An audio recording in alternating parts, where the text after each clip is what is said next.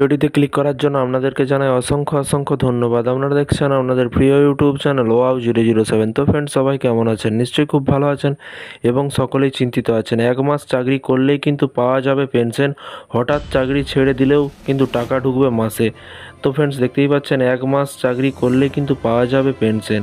হঠাৎ চাকরি ছেড়ে দিলেও কিন্তু টাকা ঢুকবে মাসে মাসে। কী বলা হয়েছে, কী পেনশনের কথা বলা হয়েছে, বিস্তারিত জেনে নেব। ভিডিওটি সম্পূর্ণ দেখবেন। চ্যানেল নতুন হয়ে থাকলে চ্যানেলটিকে সাবস্ক্রাইব করে রাখবেন। এখন 1 মাসের চাকরি করলেই পাওয়া যাবে পেনশন। নতুন নিয়ম জানলে চমকে যাবেন। এবং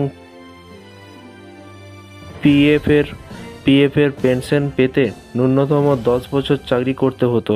তার আগে কিন্তু চাকরি ছাড়লে আর মিলতো না কিন্তু পেনশন। তবে এবার বদল এলো নিয়মে। কী বদল এসেছে? সংশোধিত হলো কিন্তু কেন্দ্রীয় প্রভিডেন্ট ফান্ড পেনশন স্কিম। এর ফলে কিন্তু 1 মাসে চাকরি করে ছেড়ে দিলেও কিন্তু পেনশন খাতে জমা টাকা ফেরত পাবেন। এবং তার পাশাপাশি আগে কমপক্ষে 6 মাস চাকরি করা বাধ্যতামূলক ছিল, তবে এখন সেই নিয়ম বদলে গেল। এর ফলে প্রত্যেক বছর প্রায় 7 লক্ষ কর্মী উপকৃত পাবেন। এবং নতুন এই ব্যবস্থা চালু করতে 1995 সালে এমপ্লয়ি স্কিম সংশোধন করা হয়েছে বলে কিন্তু জানানো হয়েছে কেন্দ্রের তরফে।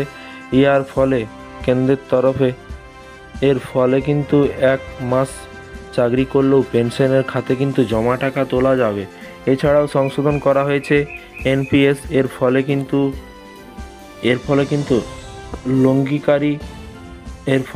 লঙ্ঘিকারী যেদিন টাকা দেবেন সেই দিনই কিন্তু তা বাজারের বিনিয়োগ করা হবে। এর ফলে কিন্তু টাকা জমা দেওয়ার দিন থেকে কিন্তু নেট অ্যাসেট ভ্যালুর সুবিধা মিলবে।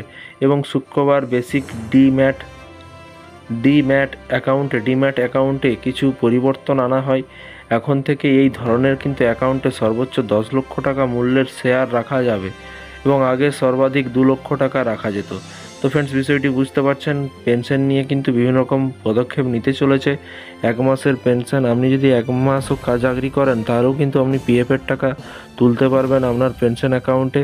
তো এই ছিল আজকে একটি ছোট্ট আপডেট। এই ধরনের রাজ্য সরকারি কর্মচারীদের আপডেট পেতে চ্যানেলটিকে ফলো করবেন, চ্যানেলটিকে সাবস্ক্রাইব করে পাশে থাকা বেল আইকনটিতে প্রেস করে রাখতে ভুলবেন না। ভালো থাকবেন, সুস্থ থাকবেন এবং নিজের খেয়াল রাখবেন। নিচে কমেন্ট বক্সে কমেন্ট করে জানাবেন আপনারা কোন ডিপার্টমেন্টে কাজ করছেন।